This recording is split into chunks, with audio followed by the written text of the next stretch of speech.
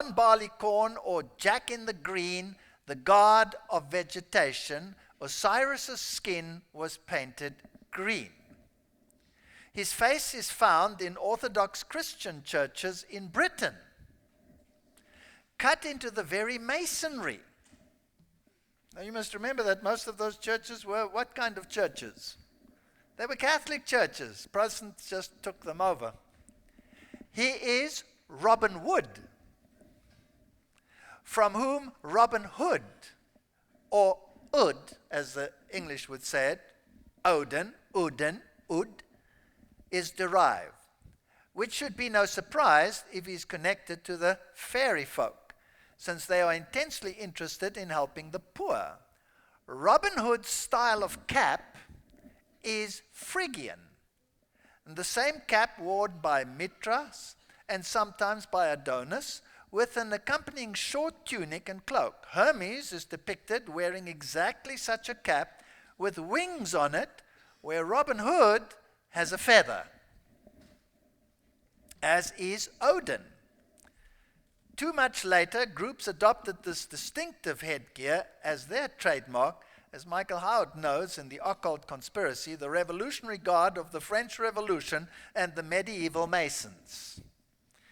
So there's an occult craft in these seemingly innocent stories. And this one is particularly interesting because Rome was banned from Great Britain. So Robin Hood, representing the dark deity, or the light side of the dark deity, was banished into the woods. And his job was to steal from the rich. Who were the rich? The Protestants. And to subvert them. And what is his damsel's name, just for interest's sake? Marian. And if you look at the correlations, you will find that indeed it is Mary. Now when the Pope gets inaugurated and he spends the next hour or two praying, who does he pray to? He prays to Mary because he is betrothed to her. He's married to her. That's why he's celibate. He's betrothed to Mary. And Mary is an acronym for Lucifer. And we can go into that in more detail if you wish. Let's go again to this word John. The Cathedral of St. John the Divine, which is of course impossible because St. John was never divine. The Cathedral of St. John the Divine, officially the Cathedral Church of St. John, the Great Divine in the city and Diocese of New York. It's the seat of the Episcopal Diocese, which is the same really as Catholicism. And it is the same cathedral in which they showed the crucified form of a female Christ called Christa. And there it was portrayed. It's interesting that the granddaughter of Sir Winston Churchill actually sculpted it. And Sir Winston Churchill's little apron as High Freemason is right there in the Freemason headquarters in London. And I guarantee you it's there. I took my picture of it with my own camera and I saw it with my own eyes. And it says there, Winston Churchill's apron. By the way, what was I doing there? They opened some part of it for the public. And so we got in there and took those pictures. All right. What do they do at the St. John's the Divine Cathedral? They show in that cathedral, because it's always under construction, and this is interesting, it has to be under construction because it depicts the progress of the of the occult agenda. And it's interesting that one of the latest sculptures is this one. Can you see the Twin Towers there? And the smoke behind it? It's the destruction of New York, depicted in the cathedral. The destruction of New York City in the Twin Towers, sculpted right into the building. Strange occult symbols on the floor, weird rituals. There, for example, the blessings of the animals, where you can bring your cow and whatever you have, your horses, your donkeys, anything, and they bless these animals. And what else to their house? It is the home of the Temple of Understanding, which admittedly seeks to initiate a new world religion. The Temple of Understanding is a United Nations organization that has as its basis the writings of Alice A. Bailey, who is one of the successors of Madame Blavatsky. In other words, Lucifer is the deity whom they worship. Now, why would the headquarters be in this institution? Now, this name John, why do the occultists love this name John? And why is it so different to the others? I'll do this just now. Let me just explain this word John. To an occultist, John is very, very important. Now, which John are they referring to? Are they referring to John the disciple, or are they referring to John the Baptist? And the answer is they're referring to John the Baptist. Now, why would they refer to John the Baptist? And if you look at the names of the popes, there are 23 popes with the names John. And there are 2 with the names John Paul. And there are 6 with the name Paul. Now, why are the names John Paul so popular? How did John the Baptist and Paul lose their lives? They were beheaded. Now, if you are on the side of Jesus, that is a horrifying thing to have happened to them. If you are on the side of Lucifer, then that is your signal of victory over your enemies. So by taking the name John as an occultist, you're actually saying, I'm celebrating the destruction of the followers of Jesus Christ and of Jesus Christ himself. Are you with me? So it's a very skew way of looking at it.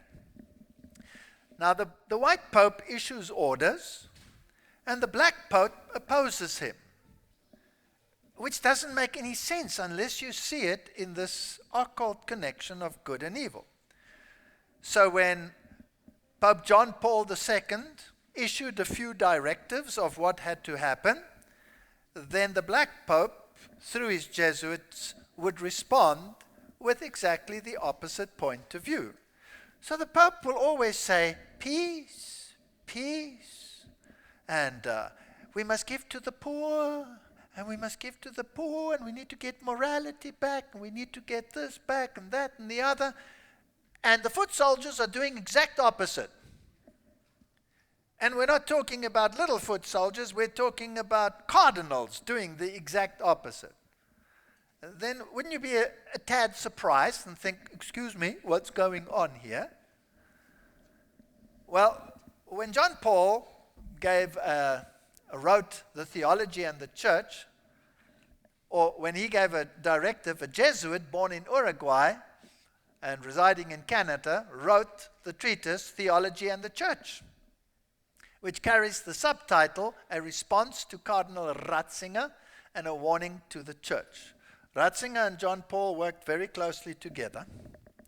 And Ratzinger, who was then the cardinal, who was in charge of the doctrine and faith for the Roman Catholic Church, was the one who was the spokesperson for John Paul. And this Jesuit writes, as such, the book is a defense of every Jesuit priest that shoulders a carbine and joins the jungle guerrillas.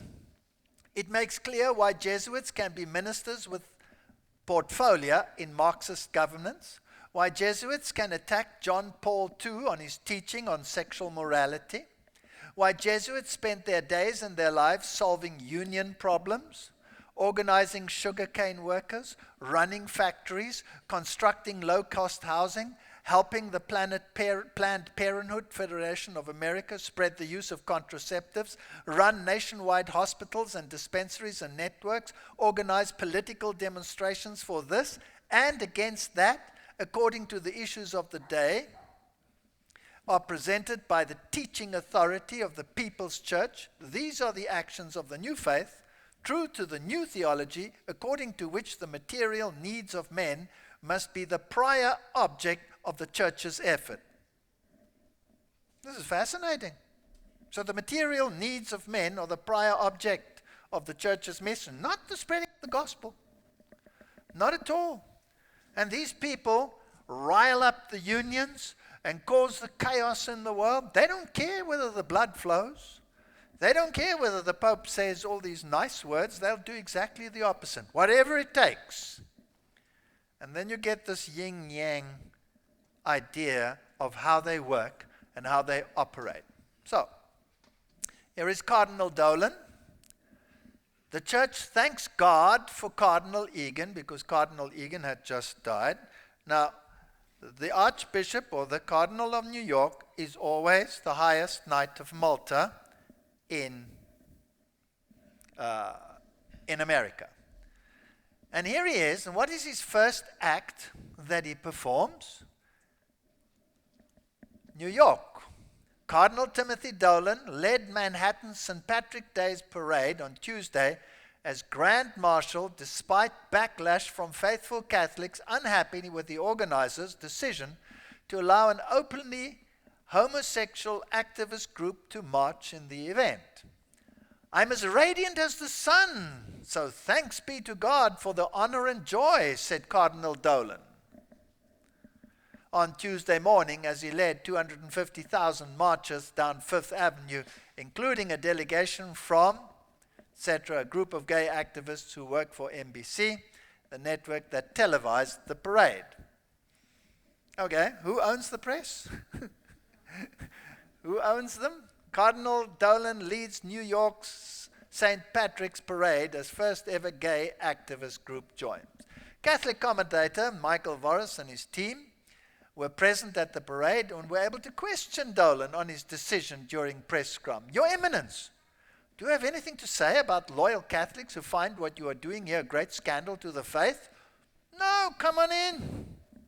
We'd love to have you, Dolan replied.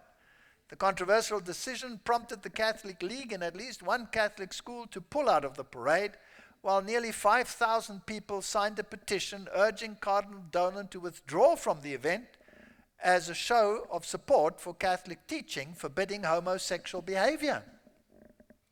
But the Cardinal refused to back down, expressing support for the group's inclusion. I have no trouble with the decision at all, Cardinal Dolan said at a press conference announcing his appointment as Grand Marshal. I think the decision is a wise one. Meanwhile, the parade's organizers further upset rank-and-file Catholics by refusing to let pro-life group march. Said that they didn't want to risk taking attention away from the gay group. Now, when you read that, it doesn't make any logical sense. Would you agree? Wouldn't you expect a mega reprimand from the Pope or something? Of course, not a whisper. Because if the Pope says we have to be moral, we have to be, good examples and Christians, the Black Pope says hand out contraceptives, push the drugs, let's go crazy. Because this is how it operates. This is how it works.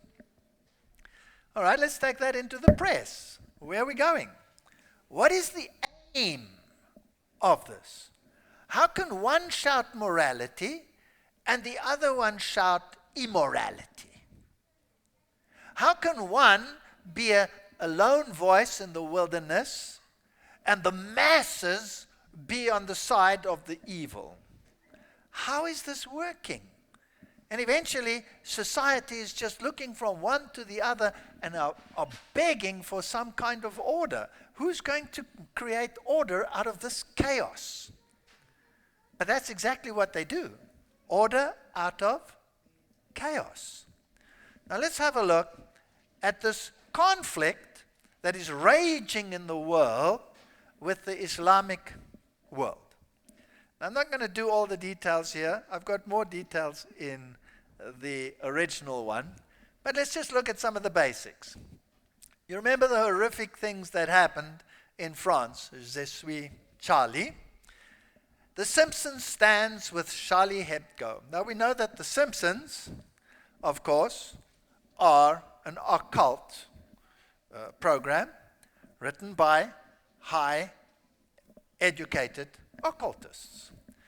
So this was a horrendous thing that happened, and the Simpsons stand with them.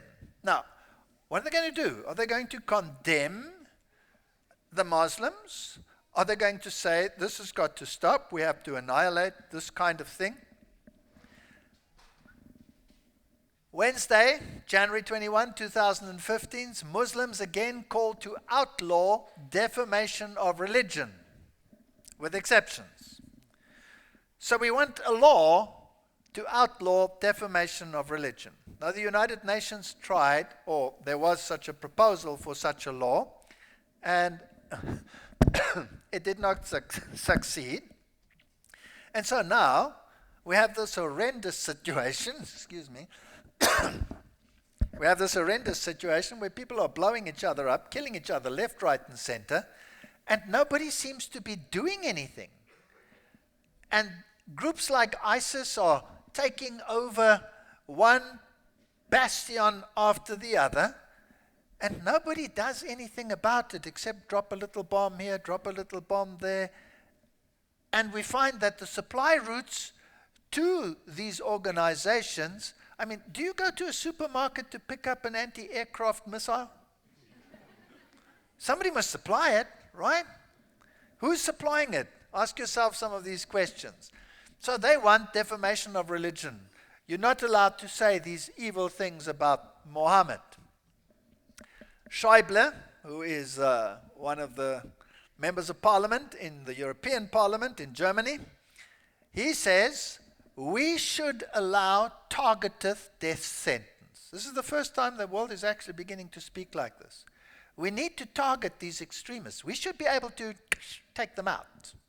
Excuse me, is there going to be a death decree according to Revelation chapter 13? We should be able to target the extremists and take them out. The Germans were quite upset with him, but he doesn't seem to be too perturbed about the issue. Well, what are we going to do? Are we going to battle against Islam? White House resists calls to focus on Islamist terrorism at three-day extremism summit. It looks like extremism summits are becoming the order of the day. Okay. White House officials are downplaying calls to focus on Islamic terrorism in a three-day summit aimed at preventing violent extremism, insisting that recent attacks should not lead to stereotyping of certain communities as higher risk. In other words, it's not just the Muslims. Don't focus on the Muslims. There are more problems than just the Muslims.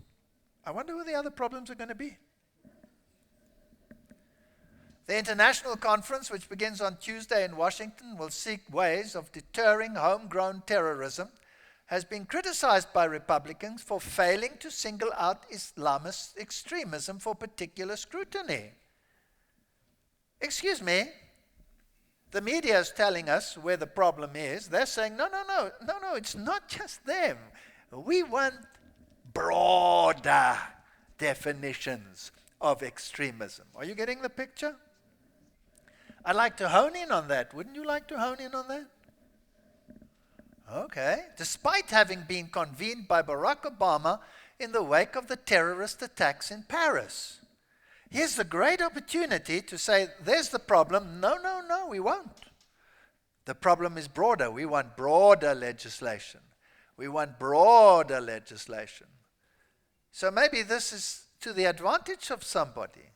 And who could it be advantageous for? Catholic Herald, Pope Francis, Paris attacks the result of a deviant form of religion.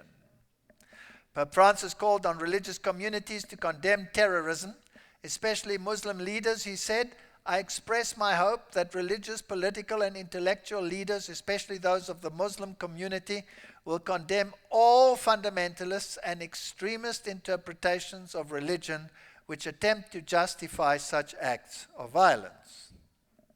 Okay. And then he goes further. Radio Vatican. Pope Francis, religion should not be confined to personal conscience. Excuse me? Will you repeat that? Religion should not be confined to personal conscience. Who's he speaking to? He's speaking to the Italian President Sergio Mattarella on the right there. The orderly development of civil, pluralistic society requires that the authentic spirit of religion not be confined to personal conscience, but that its significant role in the construction of society is recognized. Is this asking for legislation? Is this asking the political structures to put gates and fences in terms of how far your individualistic thinking may go? Okay. His remarks to the Italian president. Though independent, church and state share the common responsibility of meeting the people's spiritual and physical needs with humility and dedication. He's asking for church and state. Then, Ban Ki-moon proposes meeting for religious leaders at the United Nations. New York. The UN Secretary General Ban Ki-moon announced during the meeting against extremism violence held in Washington this week that the agency plans to hold in the coming months a global meeting with religious leaders from around the world with order to send a strong message of tolerance, solidarity, and reconciliation. It sounds to me that you're not allowed to say anything bad about anyone pretty soon. Would you agree? All right. The meetings brought together representatives of 60 countries aiming to join efforts to prevent radicalization and recruitment of individuals, especially young people, by radical organizations. Again, they fail to single out a single group. In his speech, Ban Ki-moon warned of the apogee of a new generation of transnational terrorist groups that pose a serious threat to peace and global security. He warned is planned to deliberate ways to polarize and terrorize, provoke and divide us. The majority of victims stated are Muslim.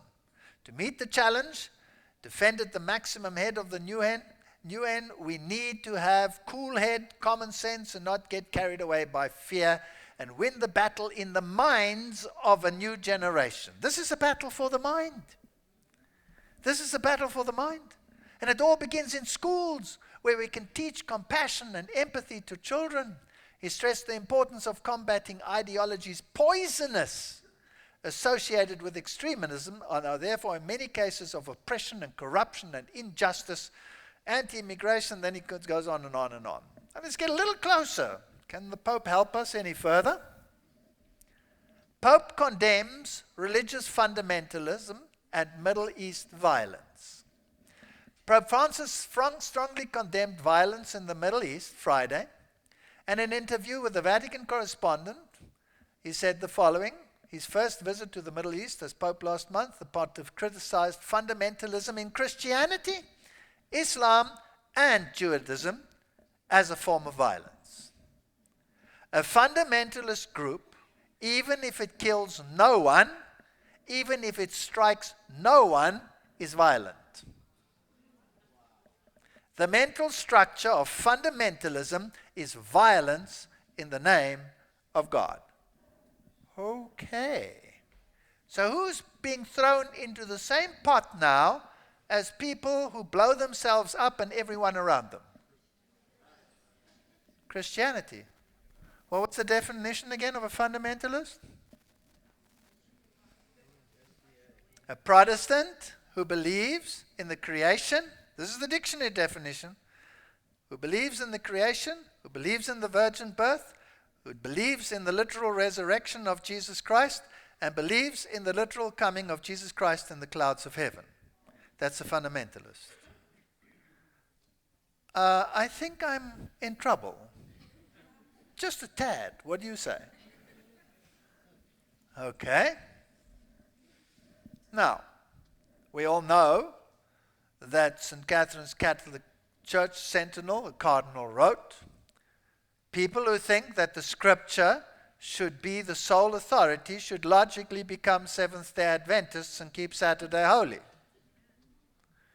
And a note from the editor of Mary Online regarding the issue of Sabbath Sunday. He said, the challenge, Sabbath Sunday, issued by Rome over 100 years ago, referring to an article, says, either the Catholic Church is right or the Seventh-day Adventists are right. There can be no other choice. If one chooses neither, then the whole doctrine of sola scriptura collapses, and with it the pillar upon which all of Protestantism stands. Okay? This is Catholic answers for questions. So this is an official Roman Catholic site answering questions. And the question is, what about Seventh-day Adventists? And the answer by the Catholic answers is, Seventh-day Adventism cannot change its views on the Catholic Church being the whore of Babylon without admitting that it was wrong on Sunday worship.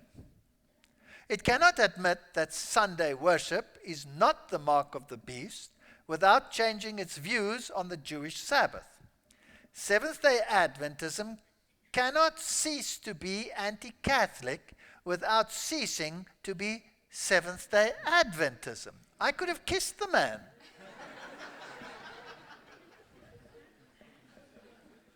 And here is the stamp of approval from the Cardinal himself. I've concluded that the materials presented in this work are free of doctrinal and moral errors. There he is.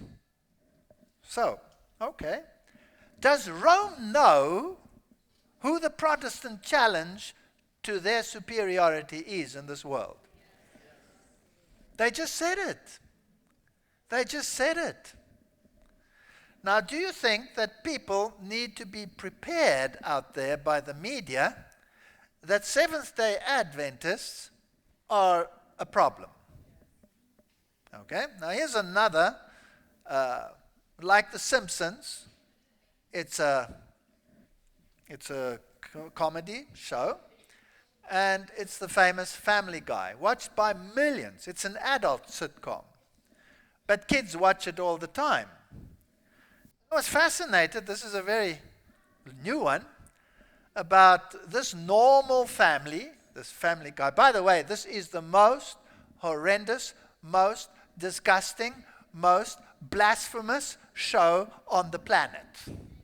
It is disgusting. And they sell paraphernalia and models of all the things that they do. It is so evil that it can only come out of the pen of the worst anti-Christian people on the planet. I'll give you a few examples in case you don't believe me. God is depicted as this little old man dressed in white, and he's constantly in the story, and he's a pervert.